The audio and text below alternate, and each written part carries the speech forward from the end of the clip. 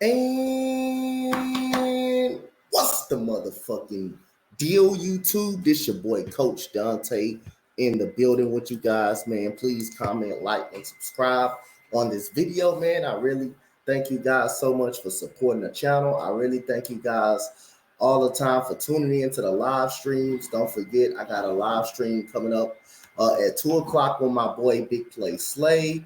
We talking about NBA draft. NFL talk.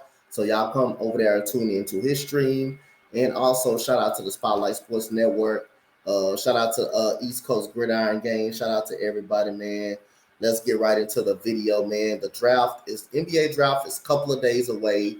It's on Thursday. It's 2 days away, and we already got some interesting news coming out for the Houston Rockets. I say the Rockets are expected to draft Pablo Banchero if he makes it to number 3. If he makes it to number 3, like I was saying in my last video when I made it on Pablo Banchero, as it will be interesting to see if the Thunder will take him at number 2, and what will the Rockets do? What is the plan for the Rockets?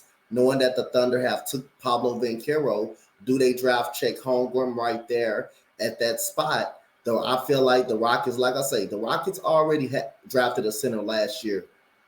Or will they trade back?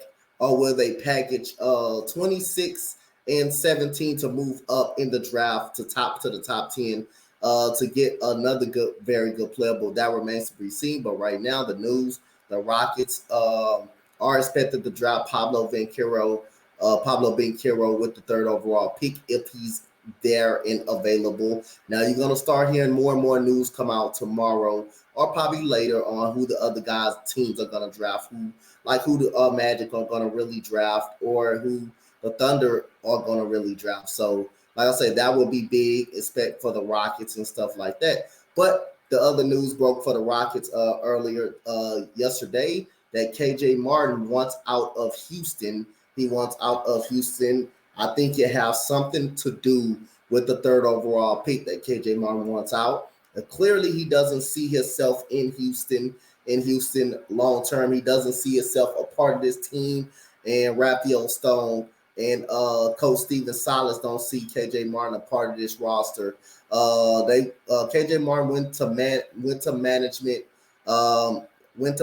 and said they respect each other and they agreed on a mutual part ways. Like I say, they're not. He's not a part of the future. So again, wish KJ Martin the best of luck. But how do the Houston Rockets handle this deal? How do the Houston Rockets handle a disgruntled, KJ Martin that wants out? Like I say, the Rockets have leverage. They don't have to trade him due to his him being young as well. Him not playing out the contract and stuff like that. The Rockets have all the leverage. So if they decide to keep him, they could keep him if they want to. They don't have to trade him. But we're going to see if it goes from there. So KJ Martin he doesn't want to. He does last year. I thought he could have started a couple of games last year. I thought it was clearly games that it looked like he should have been really starting. He had an improved jump shot. He started hitting the 3 a lot later in the season. He's a very good defender, rim defender. He's a very good switcher on pick and rolls. He can switch on to guards. He can guard guards because he's so athletic. And he can drive to the basket.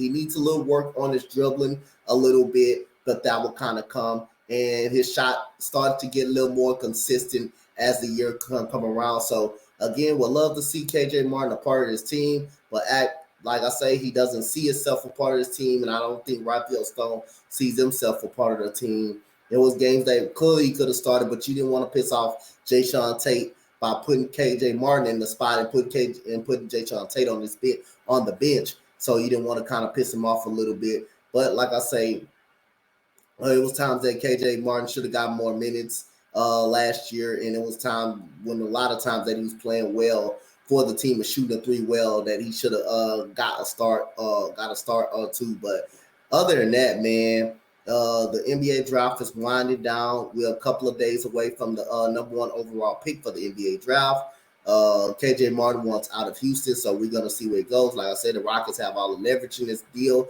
in this move. They don't have to trade him. They don't have to rush to give him up.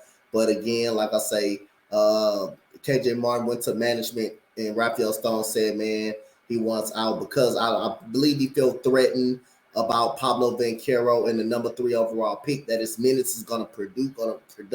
You could, like I said, when you got guys in Guzman, Garuba, who played good throughout the regular season last year. When he came back, played good on the defensive side. Another guy that need minutes, and you have Eric Gordon still on if he's still even on the team at that point, you know he's going to get some valuable minutes as well. So you got a lot of guys, Daishen Nix, Josh Christopher. You got a lot of guys on that bench that's going to need a lot of minutes, and unfortunately, you know, too many minutes to go around, too many balls to go around. You already have to deal with the Christian Wood crap when you know he needs the ball, and it was taken away from Kevin Porter Jr.